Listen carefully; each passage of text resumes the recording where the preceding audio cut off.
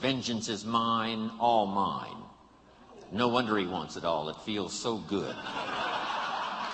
If I was God, I'd want it all.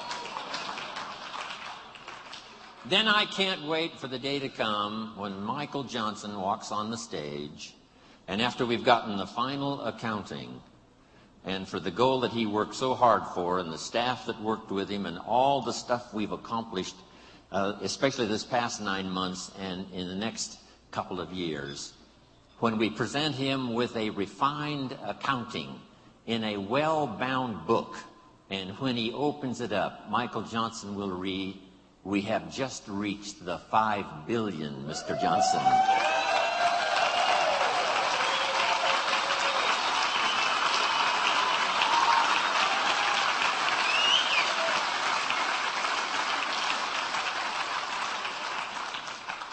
Of course, we paid the price. How many of you have children at home that couldn't come, that allowed you to be here?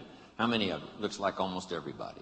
When you get back home, tell them thank you from Jim Rohn for making those sacrifices so that you could be here.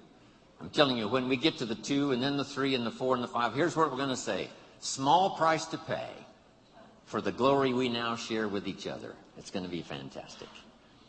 So, look back, look ahead, set your goals. Here's the next one, and this one is so important. Look over your plans. Maybe you've got too small of plans. By the time we've finished here tomorrow, you might have scrapped some old plans and made some new ones, or made sure that the plan you've got is well tuned and well refined.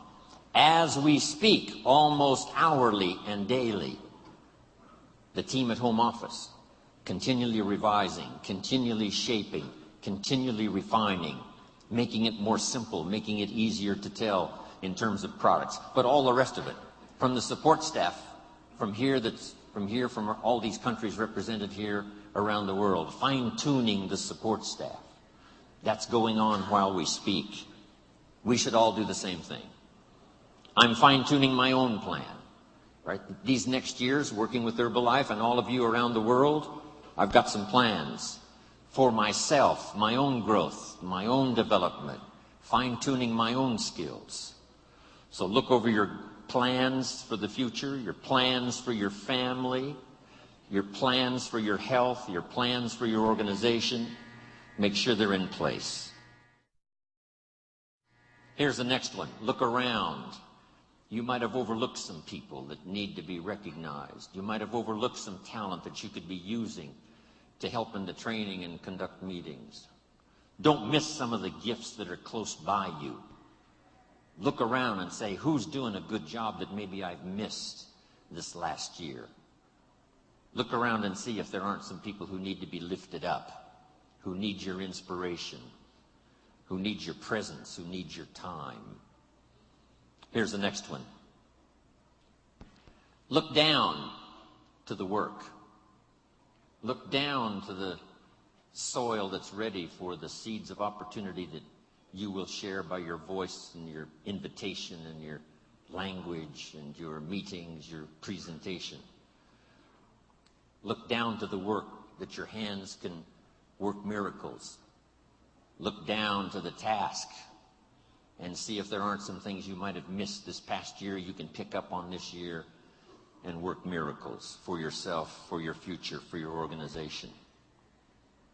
Here's the next one. It's a word of caution.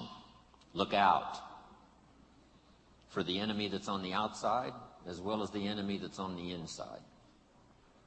Look out for your own thoughts that might deceive you, saying you're too short, you're too tall, you're too old, you've never done it before.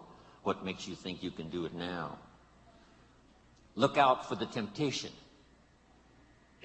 I've told the story and it bears repeating. An ancient story that said there were two nice people. This is not a story of one bad person and one good person.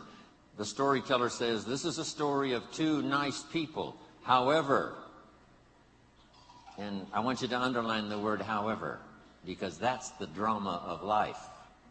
However, one built his house on the rock, and the other built his house on the sand.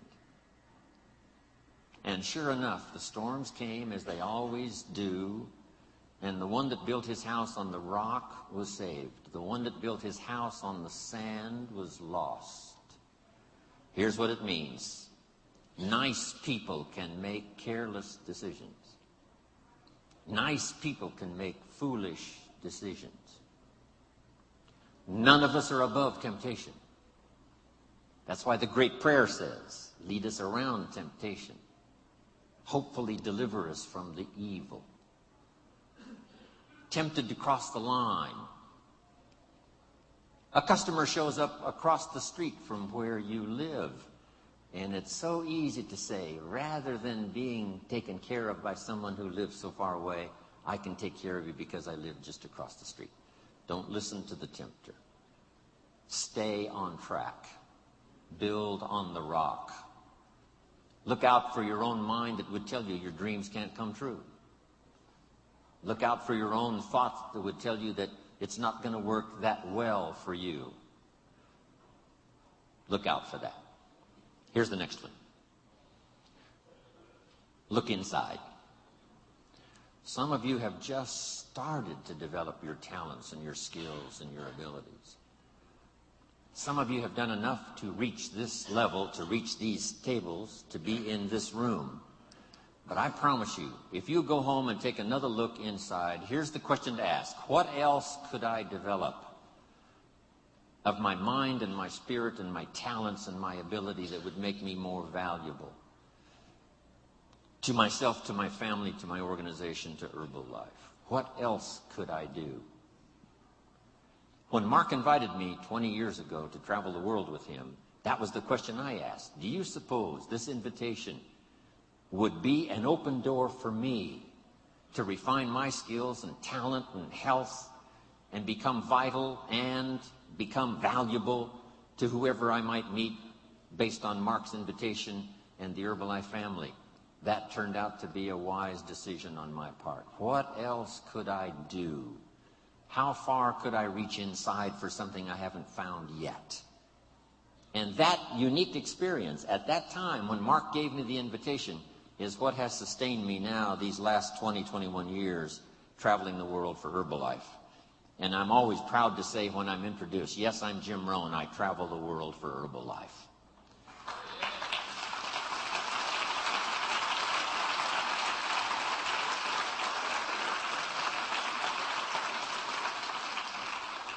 Here's the next one. Look up to the God that made us all, to a higher power that's still within reach. Draw on that spiritual part of human existence and human life. It'll work miracles. Once in a while I get a letter. Guess what it says? Dear Mr. Rohn, while you travel the world, please remember, we pray for you. I thought, wow, that's what I felt at 39,000 feet.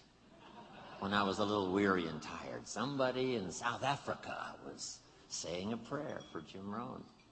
All of that unseen miracle stuff that we all touch at times in our lives. I'm asking you to look up and draw on that experience, that comfort, that uniqueness that makes us who we are.